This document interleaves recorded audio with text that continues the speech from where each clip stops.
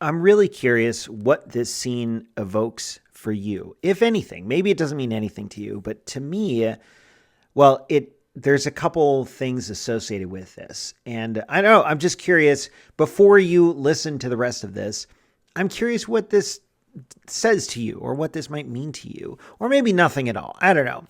But I anytime I get the opportunity to take a long drive by myself, I usually take the slow way.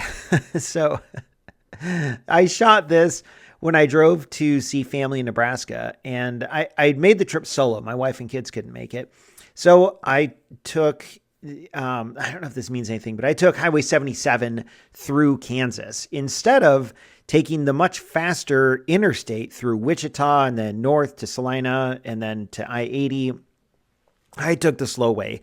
And one reason I did that is so that I could stop and get out, stretch my legs, and of course, take photos like the one you see here.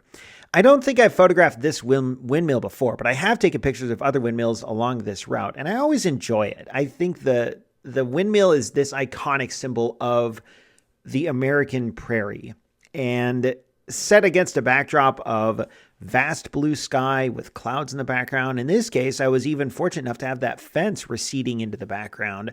There's something kind of, I don't know if I'd say iconic, but when you see this, there's no mountains, there's no lakes or water of any kind, unless you count the clouds.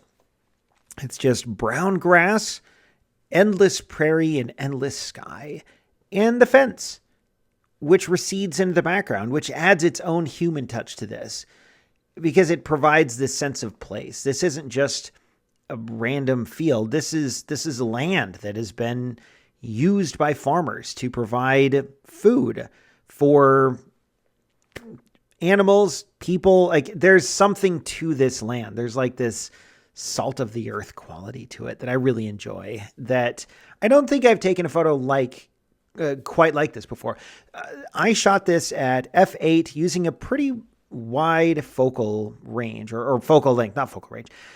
I shot this using a pretty wide focal length, or at least as wide as I could. I shot this with my D750 using my 70 to 200 millimeter lens, and I shot this all the way out at 70 millimeters, so I couldn't zoom out anymore. I did take several photos that were zoomed in at well, I don't remember if it was f8 or not, but I zoomed in to like 150, 200 millimeters, because when I was here, I thought, I want to get a picture of the windmill and isolate the windmill. And I did.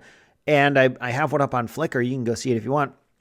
But the more interesting photo to me was this one, where the windmill is there and you can see the silhouette, but it's not the main feature in the image. It shares the image with all these other elements that all combine together to create this sense of the American West and the prairie and these big open plains.